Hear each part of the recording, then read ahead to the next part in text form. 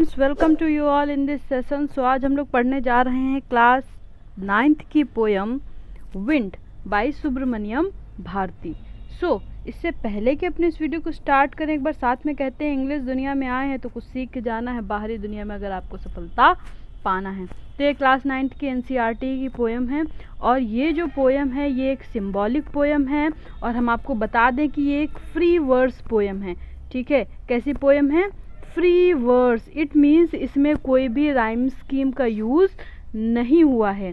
Free verse poem वो होते हैं जिनमें कोई राइम स्कीम नहीं यूज़ होती है। जैसे कि राइम स्कीम क्या होता है, जो लास्ट के वर्ड होते हैं वो मैच करते हैं एक दूसरे से, उनके राइमिंग साउंड्स मैच करते हैं, लेकिन इसमें ऐसा कुछ भी नहीं है। ये एक फ्री वर्स पोएम है। दूसरी चीज़, ये एक सिंबॉलिक पोएम है जो किसी चीज़ को सिम्बोलाइज कर रही है। सिम्बोलाइज किस चीज़ को कर रही है वो हम आपको बता दें। इट मीन्स इसकी डबल मीनिंग्स है। एक मीनिंग तो जो पोएट दिखा रहे हैं यहाँ पोएम में, एक तो वो है, एक दूसरी चीज़ है इसको ह्यूमन से रिलेट किया गया है।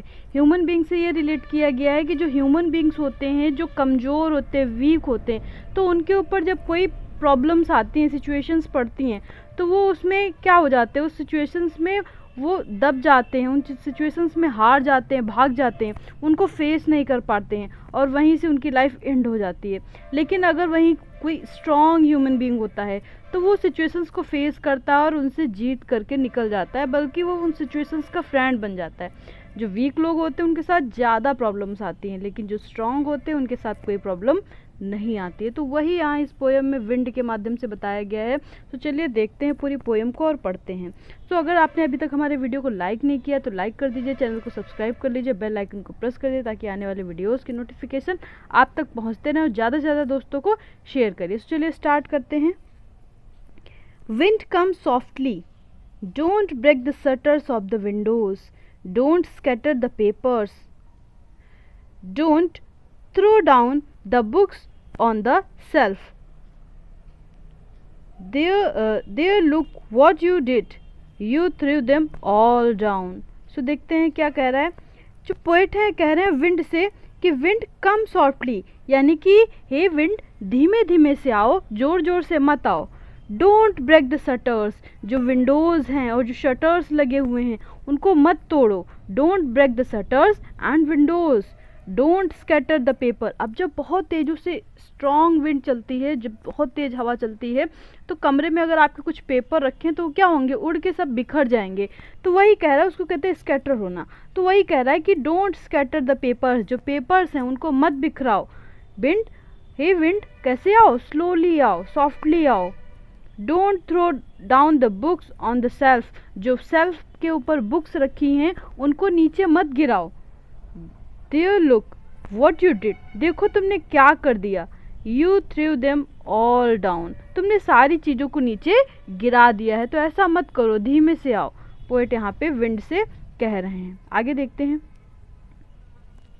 You tore the pages of the books, जो बुक्स के पेजेस हैं तुमने उन सबको फाड़ दिया। बुक ओपन रखी है, जब हवा तेज चलती है तो उसके पेजेस फट जाते हैं। तो वही बोल रहे हैं कि तुमने जो बुक्स हैं उनके पेजेस को फाड़ दिया।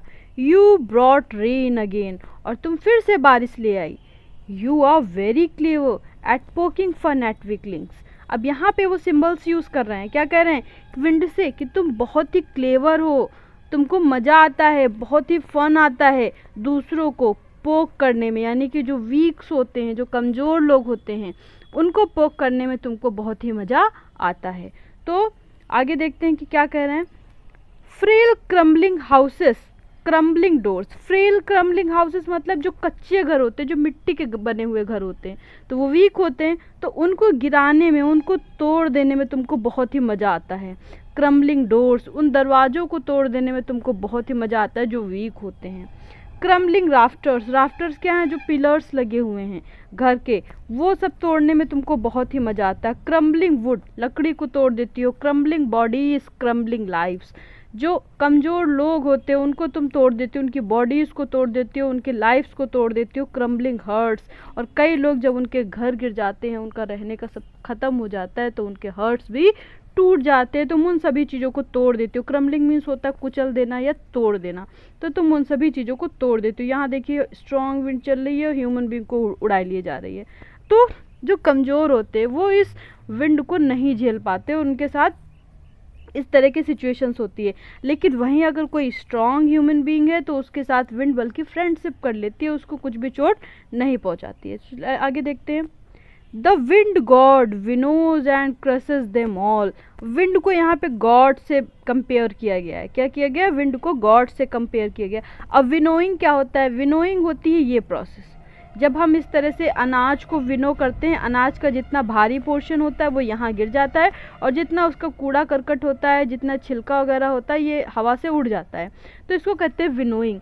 तो वैसे ही जब विंड चलती है तो वो विनोइंग कर देती है, जितने भी वीक्स होते हैं सबको उड़ा देती है, सबको हटा देती है, और जो स्ट्रॉन्ग लोग होते हैं वो यहाँ पे इस अनाज की तरह बचे रह जाते हैं। तो ऐसे ही जो विंड है वो करती है, विनो कर देती है एंड क्रसेस देम ऑल, बाकी सारी वीक्स चीज़ों को कुचल देती है। आगे देखते हैं। He would not do what you tell him. अब जो विंड है वो वैसा बिल्कुल नहीं करेगी जो आप उससे करने को कहोगे, है ना। वो आपकी आज्ञा का पालन नहीं करेगी, वो आपको ओबे नहीं करेगी, तो आप उससे जो करने को कहोगे वो ऐसा कुछ भी नहीं करेगी। So come let's build strong homes. So poet कह रहे हैं कि चलिए मिल करके स्ट्रॉन्ग होम्स बनाते हैं, मतलब मजबूत घर बनाते हैं। इट मीन्स अपने आप को स्ट्रॉन्ग बनाते हैं ताकि जो सिचुएशंस आए हम उनको फेस कर सकें, और विंड जब बहुत ज़ोरों से चले तो हमारा कुछ ना बिगाड़ पाए। तो वही पोएट यहाँ पे कह रहे हैं कि स्ट्रॉन्ग होम्स बनाते हैं। Let's joint the doors firmly. जो डोर्स हैं उनको बहुत ही मजबूती के साथ, दृढ़ता के साथ जोड़ते हैं, फॉर्मली जोड़ते हैं। Practice to form the body. अपनी बॉडी को फॉर्म करने की, स्ट्रॉन्ग करने की कोशिश करते हैं।